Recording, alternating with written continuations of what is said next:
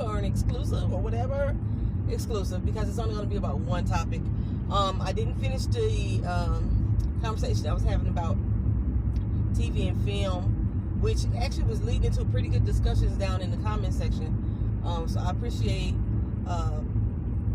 Anna and Sean Merrick giving me their points of view about the topics that I talked about. I like having dialogue like that. Even if we don't agree, I just like the dialogue itself. Especially when we do agree too. I love it then. But this particular exclusive is in regarding your voting rights, you guys. Day by day, we are seeing more and more of the taking down of democracy in effect. Head towards Gilead days in effect. Not making America great again, but taking it back. So when it was a time of strife, not just for black people, but it's going to be for all. It's amazing to me that the people who support this lunacy don't realize how much it's going to affect their own lives. I don't know if they think they're untouchable. They think they're the elites or what have you.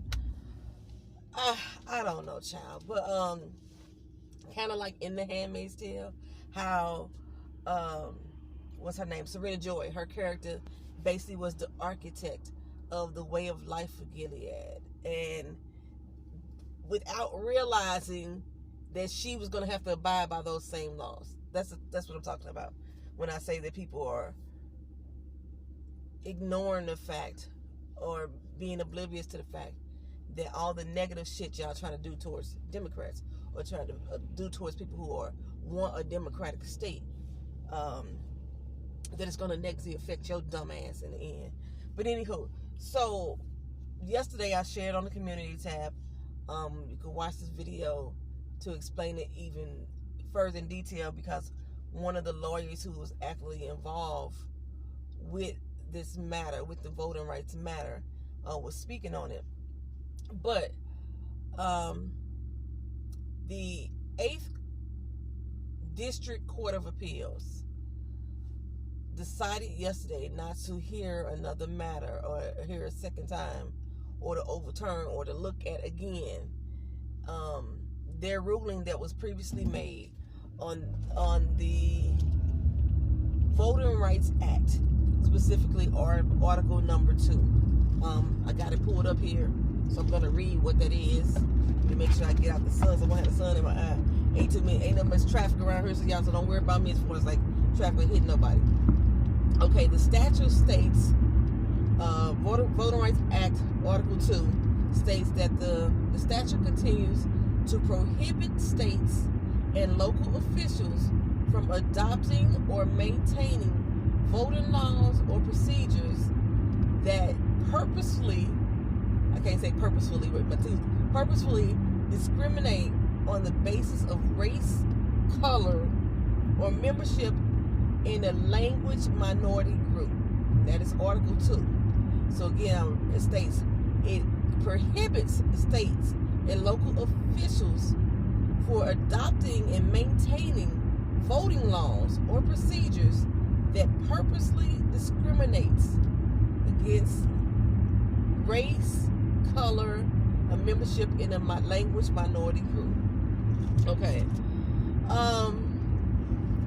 What the 8th Circuit District Court of Appeals has done has made it illegal for private citizens who have been victims of those acts of states and local governments stripping away their voting rights by rezoning, new ID laws that don't make sense, ones that you clearly could tell are targeting predominantly black neighborhoods, things of that nature, right? They have made it illegal for private citizens to file a lawsuit when they have been violated in such a way. The 8th District Court of Appeals covers 7 different states. The state of Arizona, Iowa, Maine, Missouri, Nebraska, North Dakota, and South Dakota. So now in those 7 states, it is illegal or non-permissible for a citizen like myself to band together with other citizens who have been affected by voting discrimination. Because this is the 8th District Court of Appeals, this decision is final. Now, other states fall under other districts have been successful in upholding the Voting Rights Act Article number 2, meaning that the citizens, the private citizens, do have a right to seek legal action against those who violate their voting rights by means of discrimination as stated in Article 2. But District Court 8, that covers those 7 states, said, nah, we don't give a fuck about y'all voting. We don't give a fuck if y'all being discriminated against. We don't care if local officials or state officials have decided that you are not worthy to have a voice in this state based off of your race, based off of minority language groups that you're affiliated with. What else? The other race and color, based off your color. So they don't, the 8th District Court of Appeals does not give a fuck about those rights. These are rights that have been bestowed upon us for, I think 63 years, at least. At least, just 63. It's not even a lot of years. But they slowly stripping rights away. When Roe versus Wade happened, myself and others like Tabitha Speaks, we were all sitting here saying that this is just the beginning. They are going to try to reverse every law or every act that was accomplished via the civil rights movement. The civil rights movement led and strong-held by black people. They were going to try to reverse all of that shit and set us back in time. And here is another act that shows proof that they're doing exactly that. I just don't understand why you feel the need to ride up on the back of my fucking car and it's a whole goddamn lane over here that's empty. I don't understand it. So, what this means, just listen to the commentators speak. I was the videos from Brian Tyler Cohen's channel and his guest speaker. One of the things that they spoke on is about how this law can be contested.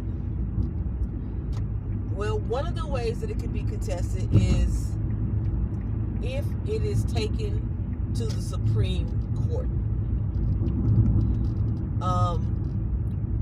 What they were stating in the video is that a lot of times district courts will do this to force the Supreme Court to actually look at these laws and make a determination. Because as of right now, this law and this ruling is set for those 7 states only.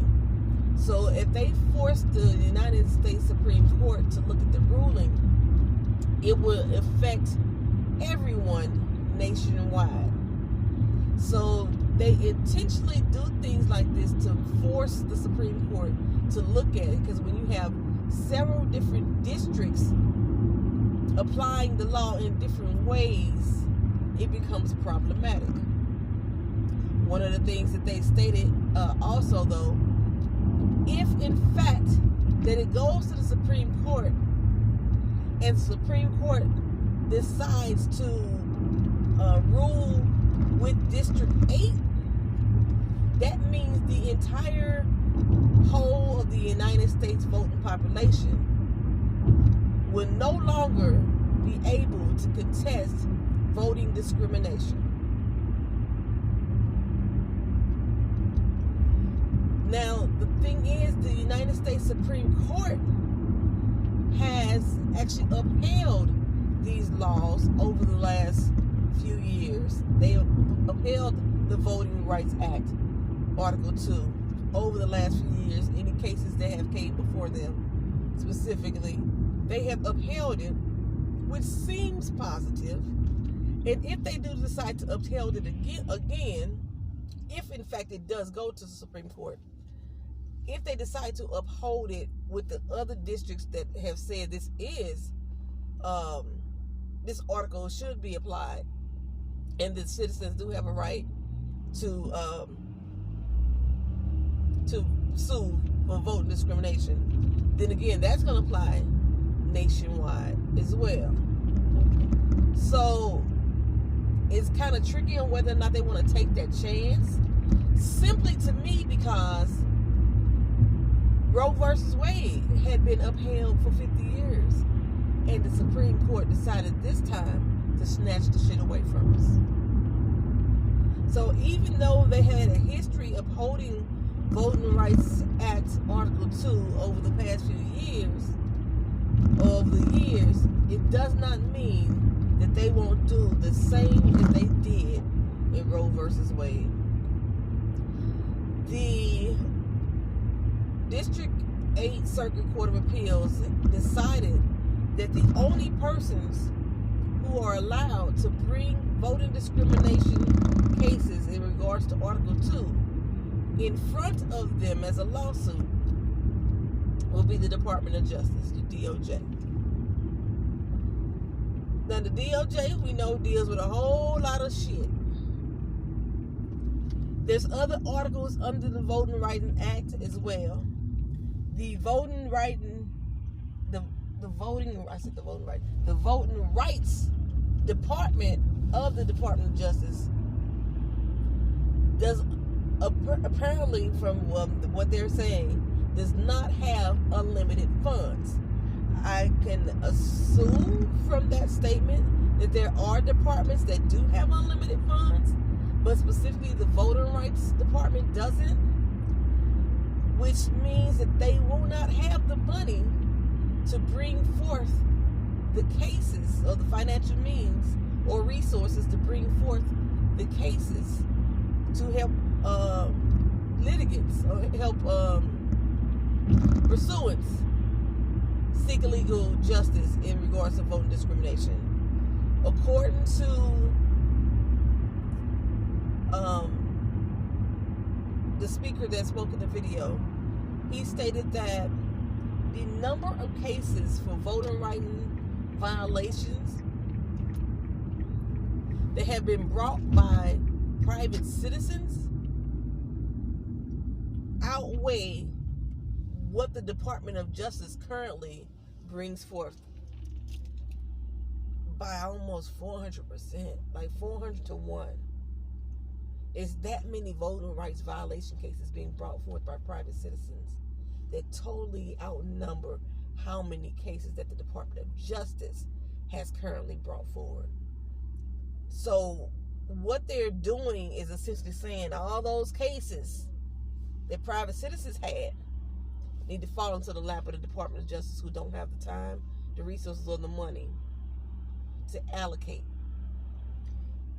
Currently, the cases that are brought by private citizens in that 8th district are not going to be looked at. Like you would think that these cases would be grandfathered in since they have been filed before the law changed. From what I was hearing, they are not. That means their case at this particular time has no footing unless the DOJ has the ability to pick it up. We know, or if you've been listening through, which is one of the reasons why I say we need to listen to the other side when it came to the debates, the GOP debates and everything. The GOP candidates want to dissolve the DOJ. If they get into office, they will be dissolving. That's one of their goals, is not to dissolve the DOJ among other federal programs like Medicaid and Social Security, and they're trying to increase the Social Security age until you fucking die and shit like that. They want to dissolve the DOJ. So if in fact that they do put themselves back in power, or you as voters allow them to be back in power by not exercising your vote, it's a possibility we can see this entire country's right to vote completely dismantled.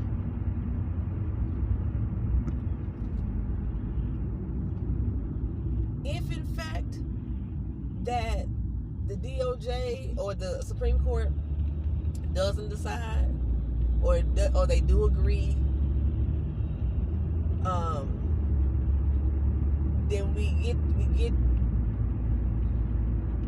a stronger sense of security as far as voters. We as black people have been experiencing it. What the fuck is this?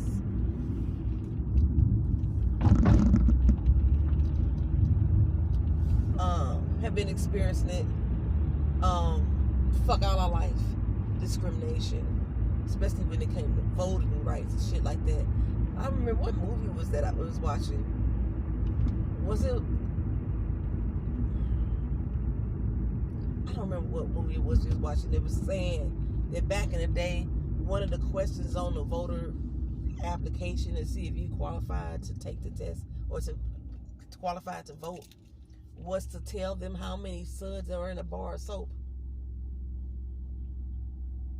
Crazy shit like that, you know what I'm saying? They did any type of tactic they could think of to prevent us, to say, oh, you blackies, you can vote only if you can pass this test. And the part of the test, one of the questions was to tell me how many bubbles are in the bar of soap. It's a trick question, because there's no bubbles in a bar of soap. The bubbles are formed once the water hits it. But the people ain't thinking like that. They're like, what the fuck? You know what I'm saying?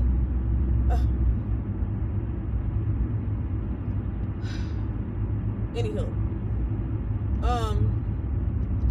So, when it comes time to go to the ballots, first of all, read everything that's on the fucking ballot. Matter of fact, before it's even time for you to get into the booth, research in your local areas what the fuck is on your ballots, so that you can make decisive decisions about your future. Not just the future of your family members, your loved ones, your friends. Because it's not just about what you want in life. We are here as a community. We are the United States of America at this point. They really trying to keep up the division. They really trying to make it not America anymore. We supposed to be the land of the free. But just in the past year or two, we've been having our freedoms just stripped from us little by little.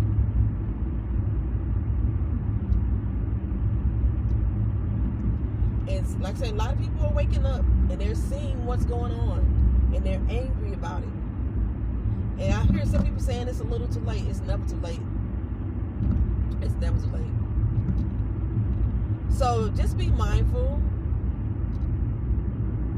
If you don't watch me, you know, because sometimes I get too angry to talk about politics.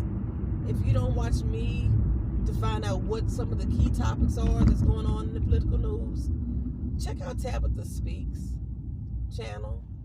Check out Brian Tyler Cohen. Check out Media's Touch. Joy Reid, Ari Mebler. I can't stand Morning Joe, but I still listen to him too. And then I still listen to some of the other people just so I can hear what the fuck they're saying on the other side. What's that catchphrase?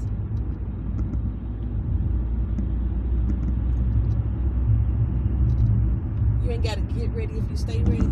I feel that same way about knowledge. You ain't got to walk around uninformed if you've already informed yourself. That's all I got to say. And I believe one of my viewers was saying that they still aren't going to speak on who, or tell people who to vote.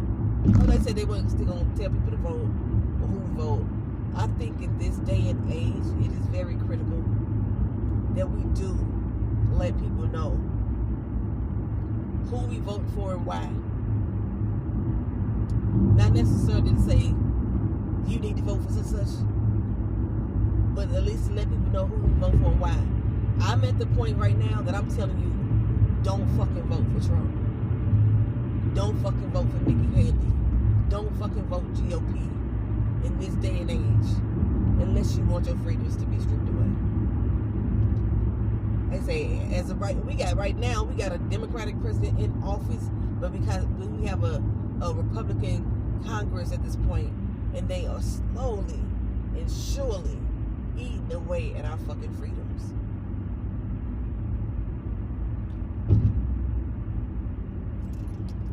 Vote blue. I'm gonna tell you. Vote blue. See y'all in the next video.